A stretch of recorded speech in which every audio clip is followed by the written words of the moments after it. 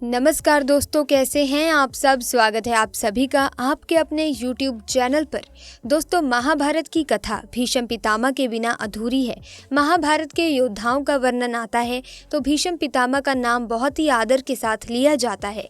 भीष्म पितामह बंधन से बंधे थे जिसको उन्होंने अंतिम सांस तक निभाया, लेकिन भीष्म पितामह का स्नेह पांडवों के प्रति था। आइए उनके बारे में जानते हैं 12 खास बातें जिन्हें बहुत कम लोग ही जानते हैं। तो आइए शुरू करते हैं।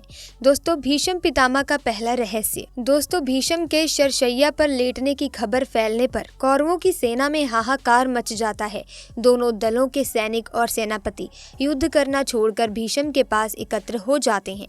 दोनों दलों के राजाओं से भीष्म कहते हैं कि राजागणों, मेरा सिर नीचे लटक रहा है, मुझे उपयुक्त तकिया चाहिए। उनके एक आदेश पर तमाम राजा और योद्धा तरह तरह के तकिए ले आते हैं, किंतु भीष्म उनमें से एक को भी ना लेकर मुस्कुराकर कहते हैं कि ये तकिए इस वीर शैया के काम में आने योग्य नहीं है।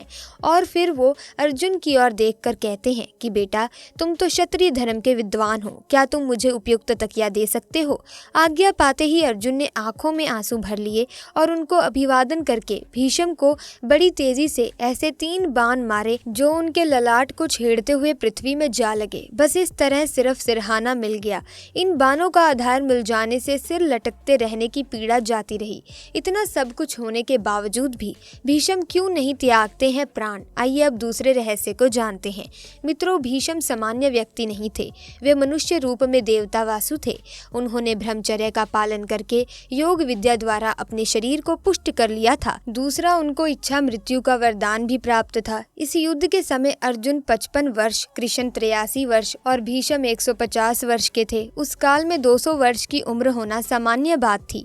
बौद्धों के काल तक भी भारतीयों की सामान्य उम्र 150 वर्ष हुआ करती थी। इसमें शुद्ध वातावरण और योग ध्यान का बड़ा योगदान था। भीष्म जब युवा थे तब कृष्ण और अर्जुन हुए भी नहीं थे। माना जाता है कि भीष्म ही युद्ध में सबसे अधिक उम्र के थे।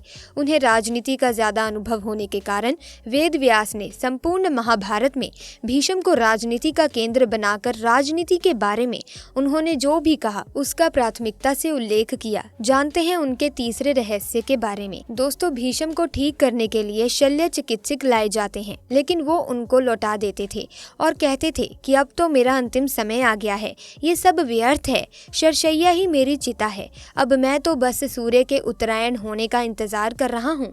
पितामह की ये बातें सुनकर राजा गण और उनके सभी बंधु बांधव उनको प्रणाम और प्रदक्षिणा करके अपनी अपनी छावनी में लौट जाते हैं। अगले दिन सुबह होने पर फिर से सभी भीष्म के पास लौटते हैं। सभी कन्याएं, स्त्रियां और उनके कुल के योद्धा पितामह के पास चुपचाप खड़े हो जाते हैं।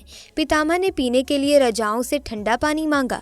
सभी उनके लिए पानी ले आए, लेकिन उन्होंने अर्जुन की ओर देखा। अर्जुन समझ गए और उसने अपने गांडीव पर तीर चढ़ाया और प्रजन्य अस्त्र का प्रयोग करके वे धरती में छोड़ देते हैं। धरती से अमृत तुल्य सुगंधित बढ़िया जल की धारा निकलने लगती है। उस पानी को पीकर भीष्म तृप्त हो जाते हैं। फिर भीष्म दुर्योधन को समझाते हैं कि युद्ध छोड़कर वंश की रक्षा करो। उन्होंने अर्जुन की बहुत प्रशंसा की और दुर्योधन को बार बार समझाया कि हमारी ये गति देखकर संभल जाओ, लेकिन दुर्योधन ने उनकी एक बात भी नहीं मानी और फिर से युद्ध शुरू हो जाता है। अगले दिन फिर से सभी उनके पास इकट्ठे होते हैं। वो नए सेनापति कर्ण को समझाते हैं। वे दोनों पक्षों में अपने अंतिम वक्त में भी संधि कराने की चेष्टा करते हैं। मित्रों, भीष्म के शरशैया पर लेट जाने के बाद युद्ध 8 दिन तक चला। अब आइए जानते हैं चौथे रहस्य को। महाभारत के युद्ध में भीष्म पितामह कौरवों की तरफ से सेनापति थे। कुरुक्षेत्र का युद्ध आरंभ होने पर प्रधान सेनापति की हैसियत से भीष्म ने 10 दिन तक घोर युद्ध किया था। 9वें दिन भयंकर युद्ध हुआ, जिसके चलते भीष्म ने बहादुरी दिखाते हुए अर्जुन को घायल करके उनके रथ को जर्जर कर दिया था। आखिरकार भीष्म के भीषण संहार को रोकने के लिए श्री कृष्ण को अपनी प्रतिज्ञा तोड़नी पड़ी। उनके जर्जर रथ को देखकर श्री कृष्ण रथ का पहिया लेकर भीष्म पर झपटते हैं, लेकिन वे शांत हो जाते हैं। परंतु इस दिन भीष्म पांडवों की सेना का अधिकांश भाग समाप्त कर देते हैं। 10वें दिन भीष्म द्वारा बड़े पैमाने पर पांडवों की सेना को मार देने से घबराए हुए पांडव पक्ष में भय फैल जाता है। तब श्री कृष्ण के कहने पर पांडव भीष्म के सामने हाथ जोड़कर उनसे उनकी मृत्यु का उपाय पूछते हैं। भीष्म कुछ देर सोचने पर उपाय बता देते हैं। अब आइए जानते हैं 5वें रहस्य को। मित्रों, सत्यवती सत्यवती के शांतनु से उत्पन्न दोनों पुत्र चित्रांगद और विचित्रवीर्य की मृत्यु हो जाने के बाद सत्यवती भीष्म से बार बार अनुरोध करती है कि पिता के वंश को चलाने के लिए अब तुम्हें विवाह करके पुत्र उत्पन्न करना चाहिए, लेकिन भीष्म अपनी प्रतिज्ञा तोड़ने को तैयार नहीं हुए।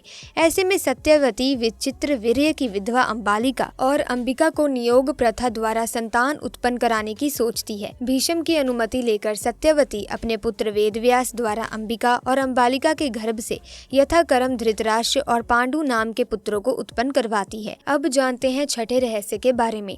देवव्रत जब कन्या सत्यवती को लेकर अपने पिता शांतनु को सौंप देते हैं तो शांतनु की खुशी का ठिकाना नहीं रहा। शांतनु देवव्रत से प्रसन्न होकर कहते हैं कि हे पुत्र, तूने पितृ भक्त के वशीभूत होकर ऐसी कठिन प्रतिज्ञा ली है जो आज तक किसी ने नहीं की है और ना ही भविष्य में कोई करेगा।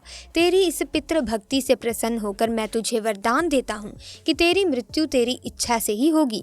तेरी इस प्रकार की प्रतिज्ञा करने के कारण तू भीष्म कहलाएगा और तेरी प्रतिज्ञा भीष्म प्रतिज्ञा के नाम से सदैव प्रख्यात रहेगी। जानते हैं सातवें रहस्य को। दोस्तों, विचित्रवीर्य के युवा होने पर उनके विवाह के लिए काशी राज की 3 कन्याओं का बलपूर्वक हरण किया गया था, जिसमें से एक को शैलवराज से प्रेम करने के कारण छोड़ दिया गया था। लेकिन शैलवराज के पास जाने के बाद अंबा को शैलवराज ने स्वीकार करने से मना कर दिया। अंबा के लिए ये दुखदायी स्थिति हो गई थी। अंबा ने इस दुर्दशा का कारण भीष्म को समझाना चाहा, लेकिन वो नहीं समझे। फिर उनकी शिकायत परशुराम जी से की। परशुराम जी ने अन्याय के खिलाफ लड़ने की ठानी। परशुराम जी ने भीष्म से कहा कि तुमने अंबा का बलपूर्वक अपहरण किया है, अतः अब तुम्हें इससे विवाह करना होगा, अन्यथा मुझसे युद्ध के लिए तैयार हो जाओ। फिर भीष्म और परशुराम जी का 21 दिनों तक का भयंकर युद्ध हुआ। अंत में ऋषियों ने परशुराम को सारी व्यथा कथा सुनाई और भीष्म की स्थिति से भी उनको अवगत कराया। तब कहीं परशुराम जी ने युद्ध विराम किया। इस तरह से दोस्तों, भीष्म अपने लिए गए ब्रह्मचर्य पर अटल रहे। आइए जानते हैं 8वें रहस्य के बारे में। एक दिन देवव्रत के पिता शांतनु यमुना के तट पर घूम रहे थे। उन्हें नदी में नाव चलाते हुए एक सुंदर कन्या नजर आई। शांतनु उस कन्या पर मुग्ध हो गए। महाराज ने उनके पास जाकर उनसे पूछा, हे देवी, तुम कौन हो? उसने कहा, महाराज, मेरा नाम सत्यवती है और मैं निषाद कन्या हूँ। महाराज उसके रूप यौवन पर रीझ कर उसके पिता के पास पहुँचे और सत्यवती के साथ अपने विवाह का प्रस्ताव किया। इस पर निषाद ने कहा, राजन, मुझे अपनी कन्या का विवाह आपके साथ करने में कोई आपत्ति नहीं है, किंतु मैं चाहता हूँ कि मेरी कन्या के गर्भ से उत्पन्न हुए पुत्र को ही आप अपने राज्य का उत्तराधिकारी बनाएं, तो ही ये विवाह संभव हो पाएगा। निषाद के इन वचनों को सुनकर महाराज शांतनु चुपचाप हस्तिनापुर लौट आए और मन ही मन इस दुख से घुटने लगे। सत्यवती के वियोग में महाराज व्याकुल रहने लगे और उनका शरीर भी दुर्बल होने लगा। महाराज की इस दशा को देखकर देवव्रत को चिंता हुई। जब उन्हें मंत्रियों द्वारा पिता की इस दशा होने का कारण पता चला तो वो निषाद के घर जा पहुंचे और उन्होंने निषाद से कहा कि आप अपनी पुत्री सत्यवती का विवाह मेरे पिता शांतनु के साथ कर दें। मैं आपको वचन देता हूं कि आपकी पुत्री के गर्भ से जो बालक जन्म लेगा वही राज्य का उत्तराधिकारी होगा। कालांतर में मेरी कोई संतान आपकी पुत्री के संतान का अधिकार छीन ना पाए, इस कारण से मैं प्रतिज्ञा करता हूं कि मैं आजीवन अविवाहित रहूंगा। उनकी इस प्रतिज्ञा को सुनकर निषाद ने हाथ जोड़कर कहा, हे देवव्रत, कि आपकी ये प्रतिज्ञा अभूतपूर्व है। इतना कहकर निषाद ने तत्काल अपनी पुत्री सत्यवती को देवव्रत तथा उनके मंत्रियों के साथ हस्तिनापुर भेज दिया। मित्रों, आइए जानते हैं 9वें रहस्य को। सत्यवती के गर्भ से महाराज शांतनु को चित्रांगद और विचित्रवीर्य नाम के 2 पुत्र हुए। शांतनु की मृत्यु के बाद चित्रांगद राजा बन गए, किंतु गंधर्वों के साथ युद्ध में उनकी मृत्यु हो गई। तब विचित्रवीर्य बालक ही थे, फिर भी भीष्म विचित्रवीर्य को सिंहासन पर बैठाकर खुद राजकार्य देखने लगे। विचित्रवीर्य के युवा होने पर भीष्म ने बलपूर्वक काशी राज की 3 पुत्रियों का हरण कर लिया और उसका विवाह विचित्रवीर्य से करवाना चाहते थे, क्योंकि भीष्म चाहते थे कि किसी भी तरह अपने पिता शांतनु का कुल बढ़े। लेकिन बाद में बड़ी राजकुमारी अंबा को छोड़ दिया गया, क्योंकि वे शैलवराज को चाहती थी। अन्य दोनों अंबालिका और अंबिका का विवाह विचित्रवीर्य के साथ कर दिया गया, लेकिन विचित्रवीर्य को दोनों से कोई संतान नहीं हुई और वो भी चल बसा। एक बार फिर गद्दी खाली हो गई। सत्यवती शांतनु का वंश तो डूब गया और गंगा शांतनु के वंश ने ब्रह्मचर्य की प्रतिज्ञा ले ली थी। अब हस्तिनापुर की राजगद्दी फिर से खाली हो गई। जानते हैं 10वें रहस्य के बारे में। ये वो काल था जब देवी और देवता धरती पर विचरण किया करते थे। किसी खास मंत्र द्वारा उनका आवाहन करने पर वो प्रकट हो जाया करते थे। इन्हीं देवताओं के कुल में से माँ गंगा भी एक थी। तो सवाल आता है कि गंगा ने क्यों किया शांतनु से विवाह। दोस्तों, पुत्र की कामना से शांतनु के पिता महाराज प्रतीप गंगा के किनारे तपस्या कर रहे थे। उनके रूप और सौंदर्य पर मोहित होकर गंगा उनकी दाहिनी जगह पर आकर बैठ गई और कहने लगी, मैं आपसे विवाह करना चाहती हूँ। मैं जैनु ऋषि की पुत्री गंगा हूँ। इस पर राजा ने कहा कि गंगे, तुम मेरी दाहिनी जगह पर बैठी हो, जबकि पत्नी को तो वामांगी होना चाहिए। दाहिनी जगह तो पुत्र का प्रतीक है, अतः मैं तुम्हें अपनी पुत्रवधू के रूप में स्वीकार कर सकता हूँ। ये सुनकर गंगा वहाँ से चली गई। जब महाराजा प्रतीप को पुत्र की प्राप्ति हुई तो उन्होंने उसका नाम शांतनु रखा और इसी शांतनु से गंगा का विवाह हुआ। गंगा से उन्हें 8 पुत्र मिले, जिसमें से 7 गंगा नदी में बहा दिए गए और 8वें पुत्र को पाला पोसा। उनके 8वें पुत्र का नाम देवव्रत था। ये देवव्रत ही आगे चलकर भीष्म कहलाए। दोस्तों, 11वां रहस्य। मित्रों, एक बार देव नामक वासु ने वशिष्ठ ऋषि की कामधेनु का हरण कर लिया। इससे वशिष्ठ ऋषि ने कहा कि ऐसा काम तो मनुष्य करते हैं, इसीलिए तुम 8 वासु मनुष्य हो जाओ। ये सुनकर वासुओं ने घबराकर वशिष्ठ जी से प्रार्थना की तो उन्होंने कहा कि अन्य वासु तो वर्ष का अंत होने पर मेरे शाप से छुटकारा पा जाएंगे, लेकिन इस दीव को अपनी करनी का फल भोगने के लिए 1 जन्म तक मनुष्य बनकर पीड़ा भोगनी होगी।